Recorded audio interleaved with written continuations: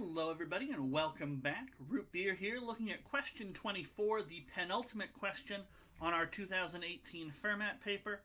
Wayne has 3 green buckets, 3 red buckets, 3 blue buckets, 3 yellow buckets.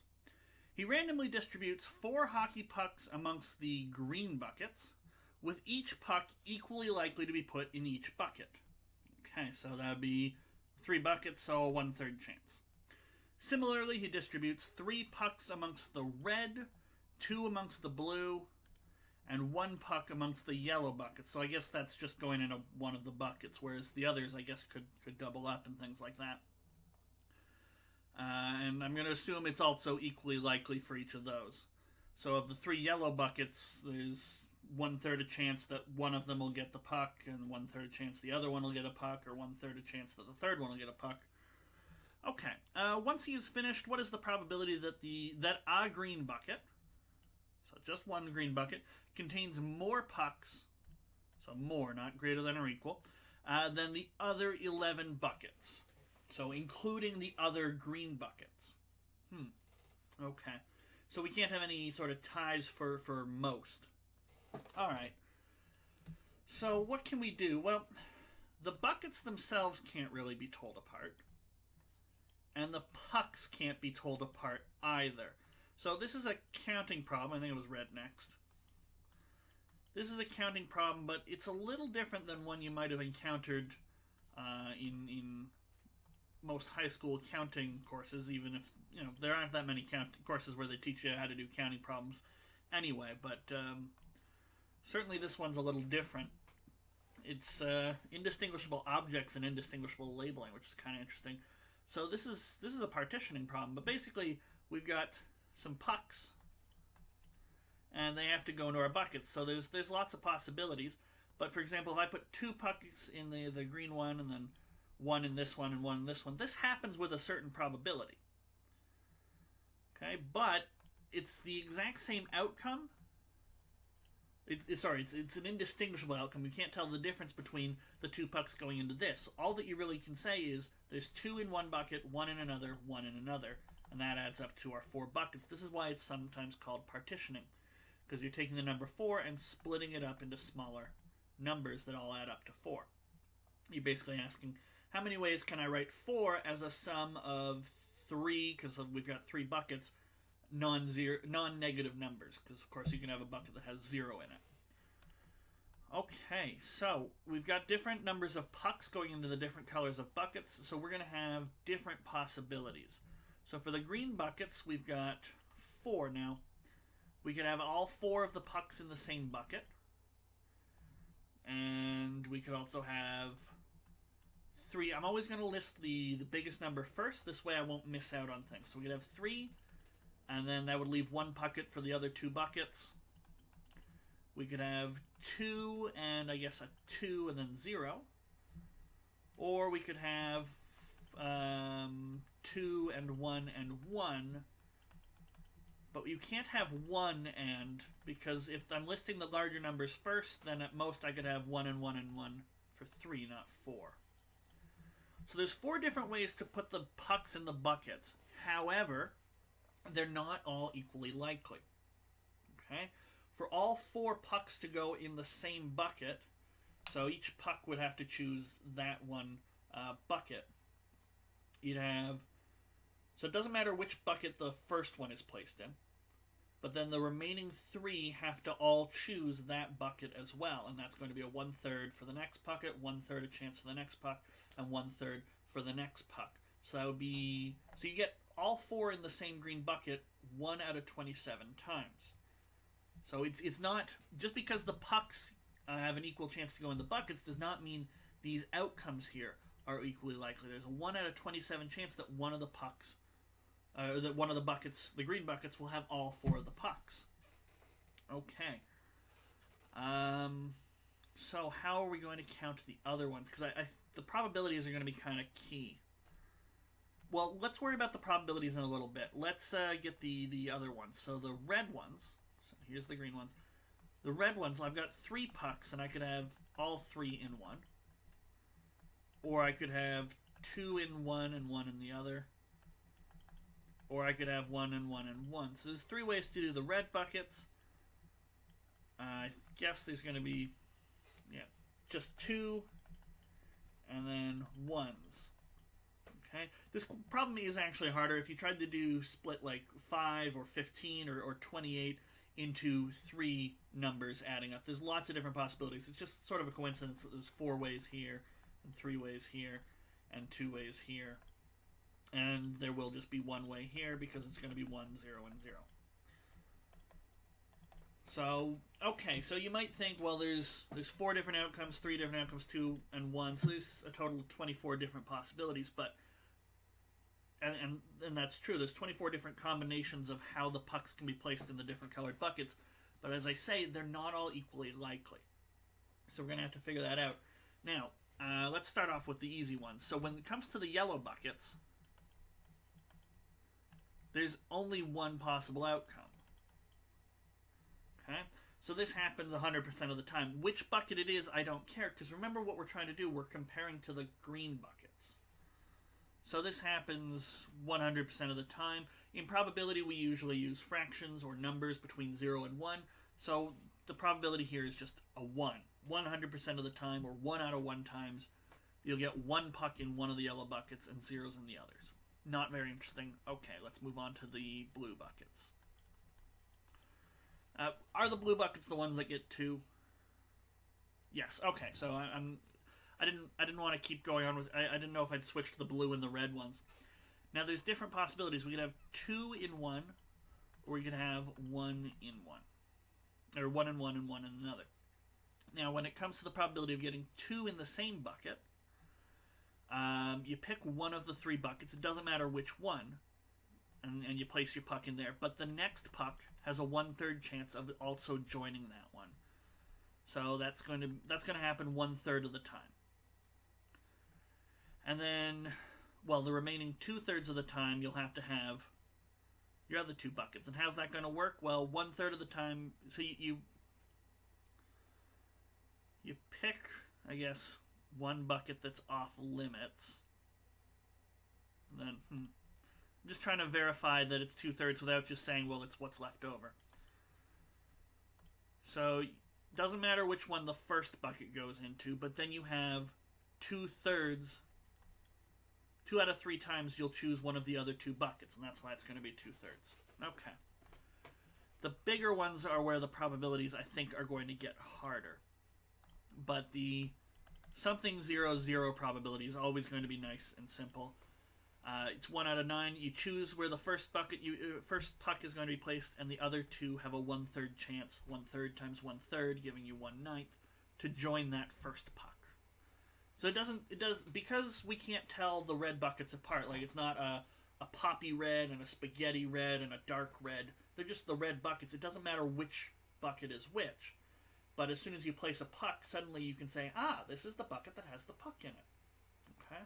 So that's why the placement of the first puck doesn't matter. Because until you've placed a puck, you can't tell the buckets apart. But then you can start telling them apart. Okay? So that's why we don't count the placement of the first bucket when we're doing this. So what other possibilities do we have? We have 2 and 1 and 0. So that's going to be pick a bucket, place a puck in there, and then it doesn't matter which of the next 3 buckets your puck gets placed into. But then that final puck, it matters. This is it's a trickier one. I'm going to leave this one because maybe I can just omit it and say, well, okay, the last one, 1 and 1 and 1. What's the probability that happens? Well, so it doesn't matter where the first bucket is placed, or first puck is placed. The second puck, it's a 2/3 chance it'll be placed in one of the other ones, and then the final puck has a 1/3 chance to be placed in the third unused bucket. So this is 2 out of 9, so I guess this should be 6 out of 9, better known as 2/3. Now let's think about why that works, just to make sure the probabilities work out okay. Okay. So the first puck doesn't matter. Now the second puck has a 1/3 chance to join this one. And then we have 2/3 chance for the final puck to be in one of the other two buckets. Or, and when we or in probability we add, just like when we or in counting we add. Or we have a 2/3 chance to pick one of the other buckets for our second puck. And once that's done, for the third puck, we have a 2/3 chance for it to double up with one of the previous two pucks. And this is 2 ninths plus 4 ninths, so that is 6 ninths. Okay, good. Now, if you're comfortable with probability, you could say, well, 1 ninth, 2 ninths, of course it's going to be 6 ninths, but I'm just trying to double check. And I want to understand each of these cases just so that when we get to the green pucks, we really understand how the probabilities work. Okay, you could start with the green pucks. I think it's, especially if you're not in a sort of probability mindset, it's easier to work your way up. So we could have 4 in one bucket. Already sort of remarked. You just first puck does not matter. Each puck has each of the 3 subsequent pucks has a 1/3 chance to join that first puck. So 1/3 to the 3, 1/27. We could have a 3, a 1, and a 0. We could have a 2, and a 0. That's going to be an interesting one. And then we can have a 2, a 1, and a 1. Okay. Well, let's start with the 3 and the 1. So, first puck doesn't matter where it's placed.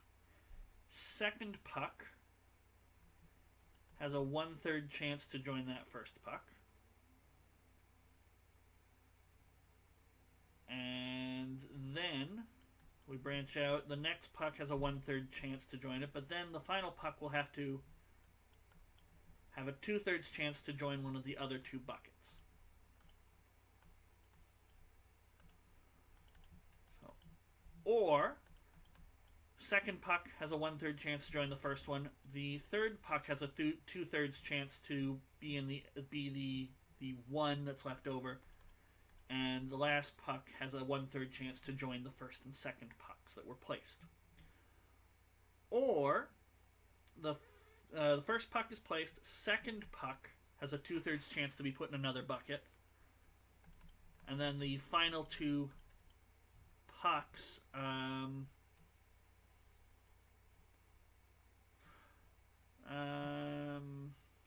so that gives me a second one. But we haven't already doubled up, so I guess we're looking like this. And we don't know which one we need to double up on. So the next puck has a 2/3 chance to join one of the others. And then the last puck has a 1/3 chance to join the two that are already together in a bucket. Right? Got to make sure these probabilities are correct. So that's, and I said or a lot, so we're going to add these up. So that's 2/27ths, 2/27ths, and then 4/27ths, so that should be 8/27ths.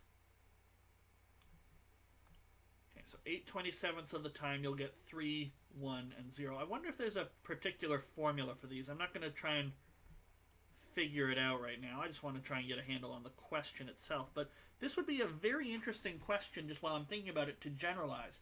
You could say you've got k many of each bucket instead of 3. You can still probably want to count down number of pucks, but you could also have, m many colors. Here we've got 4 colors and 3 pucks. What if you had 7 colors and not 3 pucks, but 7 colors and 6 of each bucket, or 7 colors and 4 of each bucket, and that sort of a thing? This would be a very interesting question to generalize. I'm not going to do it on screen, but if somebody has that and would like to leave a comment about it, I would love to know a general formula for how to work out these pucks and bucket probabilities and things like that. Okay, so now comfortable with the 8/27. Let's do the 2 and 2. So we could have, first puck gets placed, no problem. Then the next puck could join it. 1/3 chance of that happening. Then the next puck has to go into a different one, and the last puck has to join that one. Second puck has to go here, then the next puck, and the next puck. Or, we place that first puck, and then there's a 2/3 chance the next puck starts the next, designates our second bucket. Then there's a 2/3 chance that the third puck joins one of these two, and then a 1/3 chance that the last puck finishes the 2 and 2 pile. And that's really it. Either the second puck that we place joins the first, or it starts a new pile, a new bucket. So then we're going to add these up. So that's 2 27ths plus 4 27ths. That's 6 27ths. All right, 1, 8, and 6. This should be 12. And this is actually looking like... These are numbers I would say related to a cube. And we don't quite get the same sort of thing, but it's interesting to note. All right, so it should be 12 27ths. But let's make sure by reasoning it out. That way, if we don't get 12 27ths, we'll at least know there's some flaw in our logic, and we should go back and double check them. Okay. So first puck gets placed, doesn't matter where it gets placed, right? All right. And then we've got the next puck, and there's a 1/3 chance it will join this one. And then the next puck has to start another pile, and the last puck, 1/3 chance it'll be in the third and final position. Or the second puck starts a new pile. So there's a 2/3 chance it'll start a new bucket. And then it doesn't matter where the third puck is placed, but it could start a new bucket, and then it doesn't matter where the last puck is placed. Or it could join one of the previous two buckets, and then it matters where the last one is placed. 1/3 of the time it'll go in the right spot. So those are sort of our possibilities. First puck gets placed, either the second puck joins it, creating the 2 pile, and then the others sort of have to create new piles of their own. Or, and then that's these two cases, it doesn't, it starts its own pile, and then you either have the next puck fills in the last one, or it joins one of the previous 2 piles, creating this pile of 2. Alright, so that's 2 out of 27, 2 out of 9, which is 6 out of 27. And then 4 out of 27, and that is 12 out of 27. So I'm feeling good. I've got the probabilities. Depending on how quick you are with probability, you've probably had these for quite some time. I'll remind you, my videos take a little longer because I have to try and explain these things. All this is a conversation that would be going on very quickly in my head, but I'm slowing it down and writing it out for the benefit of my wonderful viewers. Okay. So there we get the probabilities. And it'll take us a little while, but not as long as it has so far. Okay, so we've got these probabilities. Now let's tackle the actual problem they want us to deal with. What is the probability a green bucket contains more pucks than each of the other buckets? And immediately, I know that this scenario isn't going to matter, because it's got green buckets, and the green bucket with the most is tied. So each of these other possibilities can happen. We would have 4 pucks, 3 pucks, or 2 pucks at most in a green. Okay? And that'll give us individual probabilities. Now, if we have at most 4, so a max green of 4, that happens 1/27th of the time. And it doesn't matter which of the other possibilities will happen, because none of them, all of them have the pucks being less than 4. So times any blue will do, any red will do, any yellow will do. Doesn't matter. But now 3 pucks being the maximum happens 8 out of 27 times. And it actually makes a difference what the red buckets are. Okay, so 1/9 of the time they'll tie. We don't want that, so 8/9 of the time you'll get a red bucket that'll work. But the other buckets can't have anything even close to 3, so they'll also be fine. Any of the green, any of the blue possibilities, any of the yellow possibilities will do. Now, at most 2 in the largest green bucket. That happens 12 out of 27 times. Because again, we don't count the one where you've got 2 and 2, because the green bucket with the most has to be bigger than the other green buckets as well. Have to keep that in mind. So now what's going to happen? Well, we need the reds to have 1 each, and we need the blues to have 1, at most 1. And the yellows, well, of course, the yellows will always be fine. The yellows will always have 1 puck. But, so the 1-1-1 case down here happens 2/9 of the time for the reds. And we can't have one of the blue buckets have 2 in them, because that would be tied with the most green, and we need the largest green bucket, or the most full green bucket, to have more than the competition. So it's got to be the 1-1-0 case, which happens 2/3 of the time. And again, the yellow bucket is completely fine. It always is happy. Never a problem with the yellow bucket.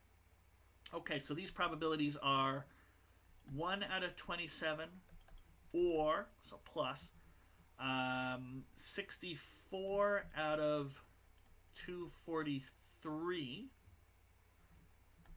and then 12 times 2 times 2 is 48 out of 729. Let's get all of them in the form 729, so 27 out of 729. 64 times 3, I think it's 192, but let me just grab my calculator and double check. Yep, 192. And then 48 out of 729. Oops. 729 for the denominator there. Alright, so we'll just add them up. So 27 plus 192 plus 48, getting 267 out of 729. Now, I believe all the answers here, have a 243, so does 267 divide by 3? Indeed it does. And we get 89 out of 243, so that's going to be our final answer, our final probability, and that is B. So we're going to bubble in B. And we get ready, we move right along to our final question, question number 27. So I hope to see you there. If you find a nice generalization for the probability of, the sort of generalizing this problem quite nicely, I would love to read about it, being able to pick K many buckets and M many colors of buckets, and maybe starting with X into a certain color, and then X minus 1 pucks go into another color, X minus 2, all the way down to X minus M plus 1. I would love to see a generalization. So, if you've got that sort of a thing, leave a comment down below. But other than that, let's get ready for question 25. If you haven't taken a look at it, I would encourage you to try it before watching the next video, and I'll see you there.